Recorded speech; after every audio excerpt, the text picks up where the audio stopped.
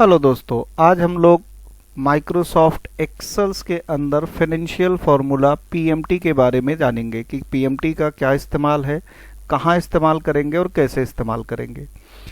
PMT का मतलब होता है पेमेंट। जो भी हम लोन पे लिए गई रकम की पेमेंट करते हैं उसी को पीएमटी कहते हैं और उसी के थ्रू हम पता करते हैं कि कितना इंस्टॉलमेंट या ईएमआई बनता है। अब छोटा सा एग्जांपल देखते हैं। हमने लोन लिया हुआ है बैंक से 4,50,000 रुपए का, ठीक है, 4,50,000 का। उस पे जो इंटरेस्ट रेट ईयरली लग रहा है वो है 12.50 ईयरली लग रहा है, और उस लोन को चुकाने की जो हमें ड्यूरेशन दी गई है वो है 3 ईयर की। ये 3 ईयर्स में हमें ये पूरा रकम विथ इंटरेस्ट रेट पे करना है। अब यहाँ पे हमें पता करना है कि मंथली हम कितना रुपया पे करेंगे जिससे ये रकम खत्म हो जाएगी, ठीक है। तो पीएमटी का अगर हम डेफिनेशन की बात करें तो डेफिनेशन कहता है कि PMT is used to find out the instalment based on the loan on the periodic constant payment and constant interest rate.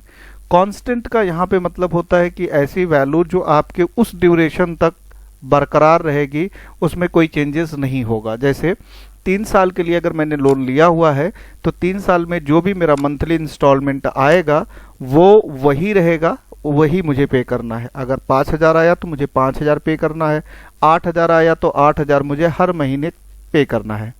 इसी तरीके से कांस्टेंट इंटरेस्ट रेट का मतलब हो गया कि जो भी आपका इंटरेस्ट रेट है, जैसे अभी मेरा 12.50 है, तो ये 3 साल तक यही रहेगा, इसमें भी कोई चेंजेस नहीं आएंगे।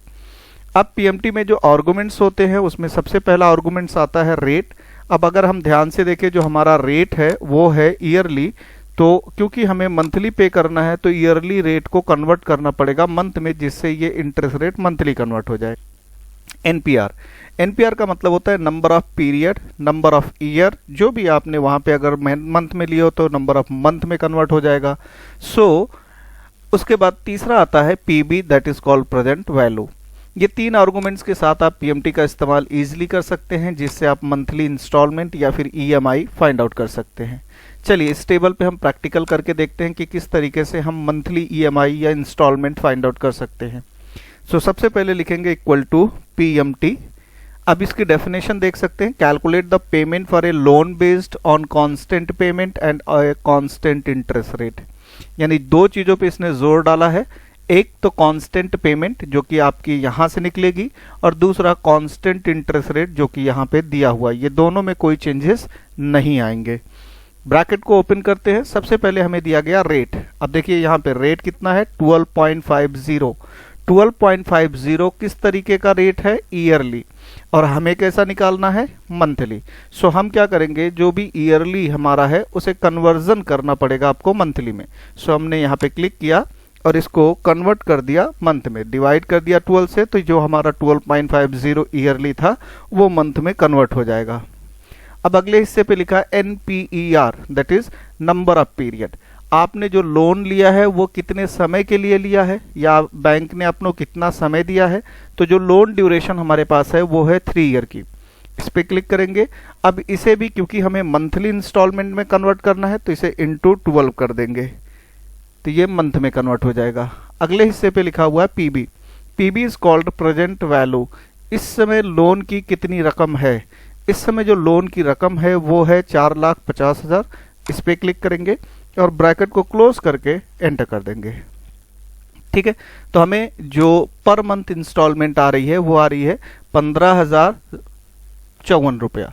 अब आप यहाँ ध्यान से देखिए, एक जीरो और माइनस का सिंबल आ रहा है, यानी ये रकम हमें पे करनी थी। तो अगर आप चाहते हो कि ये जो माइनस का सिंबल है वो भी ना है, तो एक तो हिस्सा यहाँ पे जो रकम आप लिए हो इसके पहले आप माइनस लगा सकते हो, जिससे ये प्लस में कन्वर्ट हो जाएगा। और दूसरा एक तरीका और है, जहाँ पे हमने फॉर्मूला टाइप किया हुआ था, मैं इसे F2 कर देता हूँ। ये फॉर्मूला जहाँ पे आपने पीएमटी लिखा था तो P से पहले आप माइनस का सिंबल लगाएंगे, तो वो सिंबल जो माइनस में रकम आ रही थी वो भी आपकी हट जाएगी। अब हमें आ रहा है 15,054 रुपीज़ का। अब मैं चाहता हूं कि मुझे ये पता करना है कि ये जो टोटल रकम मेरी है 15,054 रुपये से, इससे 3 साल में कितनी रकम बन रही है, ठीक है। तो हमने जो लिया हुआ है और उसके हिसाब से जो हमारा लोन इंस्टॉलमेंट आया है दोनों को कंपेयर करना है। सो हमारा एक महीने का आ रहा है 15,054 रुपया, और ये कितने महीने तक हमें भरना है? 36 मंथ तक। एंटर करेंगे तो हमारी रकम आ गई 5,41,944 रुपया। मैं इसे थोड़ा सा बड़ा कर देता हूँ ताकि आप इसे देख सकें। 5,41,954 रुपया। हमने लोन कितना लिया था? 4,50,000 रुपया, राइट। सो अब हम यहाँ पता कर सकते हैं कि हमारी टोटल जो वैल्यूएशन हो रही है, जो टोटल रकम पे हम इंटरेस्ट भरेंगे 3 साल के अंदर, वो कितना होगा, वो यहाँ हम पता कर सकते हैं। तो इसके लिए कुछ नहीं करना है, आपको इस पर क्लिक करना है, इसमें से माइनस कर देना इस रकम को, तो आपको इंटरेस्ट रेट पता चल जाएगा कि आप 3 साल के अंदर पूरा कितना इंटरेस्ट भर रहे हैं। तो हम यहाँ पे 3 साल में हम 91,944 रुपये का इंटरेस्ट भर रहे हैं। ये हमारा इंटरेस्ट आ गया। ये हमारा टोटल पे है, ये जो रकम है ये हमने टोटल पे किया हुआ है, टोटल पे करना है ये हमें। और हमने जो लोन पे लिया था वो ये रकम है, ये लोन पे ली गई रकम है, ठीक है। तो इस तरीके से आप पीएमटी का इस्तेमाल करके एक प्रॉपर तरीके से फाइनेंशियल कैलकुलेशन कर सकते हैं, जिसमें आप आसानी से चीज़ों को बता सकते हैं, समझा सकते हैं या फिर समझ सकते हैं। दोनों केसेस में आप ये काम कर सकते हैं। होप कि आपको ये वीडियो अच्छी लगी। अगर आपको ये वीडियो इन्फॉर्मेटिव लगी हो तो इसे लाइक एंड सब्सक्राइब करें, अपने दोस्तों में शेयर करें। Thank you so much. मिलते हैं नेक्स्ट वीडियो में।